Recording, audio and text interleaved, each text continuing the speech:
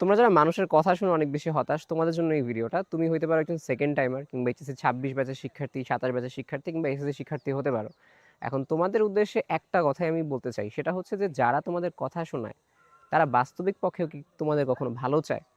কিন্তু তোমরা দেখা যায় কি যে যখন তোমরা কোনো একটা ডাউন কন্ডিশনে থাকো, তোমাদের কোনো ধরনের রেজাল্ট খারাপ হয় বা অন্য কোনো কারণে মন খারাপ হয়, তোমার সেই আত্মীয় স্বজন বা তোমার সেই প্রতিবেশী তারা এসে তোমাকে হচ্ছে কথা বলা শুরু করে বা তারা তোমাকে কথা শোনানো শুরু করে।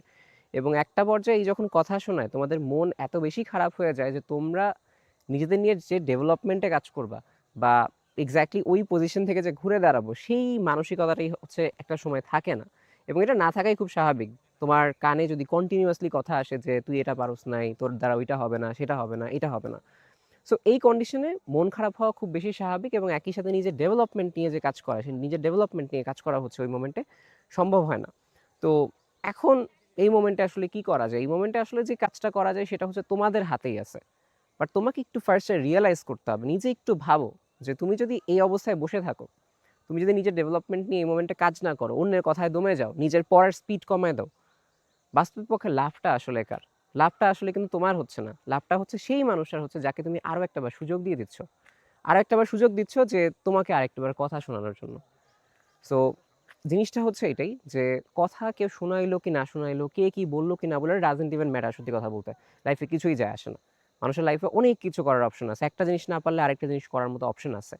কিন্তু তাই বলে তোমাকে যে কথা শোনাচ্ছে এখন এই মোমেন্টে, তোমাকে যে প্যারা দিচ্ছে, তোমার ফ্যামিলিকে যে প্যারা দিচ্ছে বা তোমাকে ওভারঅল যে প্যারা দিচ্ছে, তাকে তুমি প্যারা দেওয়ার আরেকটা সুযোগ তো দিবা না কখনো।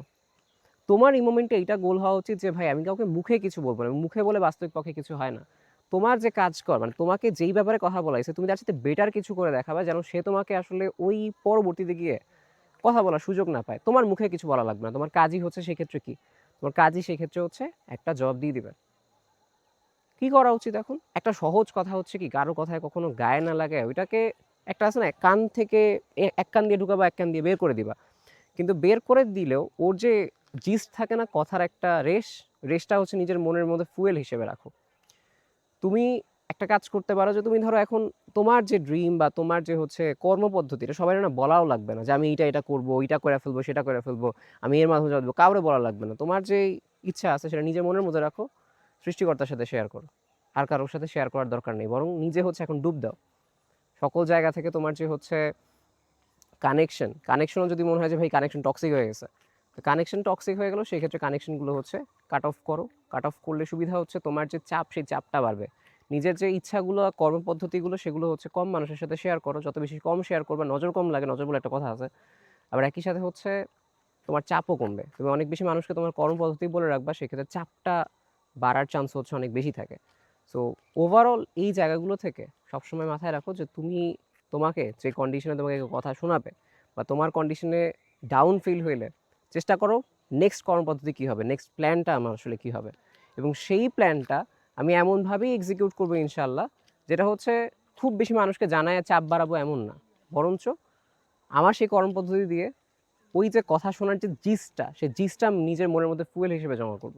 তোমরা কারো কথা শুনলে পড়ার গতি কমে যায়, এখন থেকে এটা না করে কারো কথা শুনলে পড়ার গতি বাড়াও। কেননা তোমার খারাপ লাগে কারো কিছুই যায় আসবে না, বরঞ্চ আরও খুশি হবে অন্য কেউ। তোমার খারাপ লাগে ক্ষতিটা তোমারই। তো এখন থেকে সকল কষ্ট ঝেড়ে ফেলে নিজের পড়ালেখা যেটা, সেই পড়ালেখাটা ভালো মতো করো।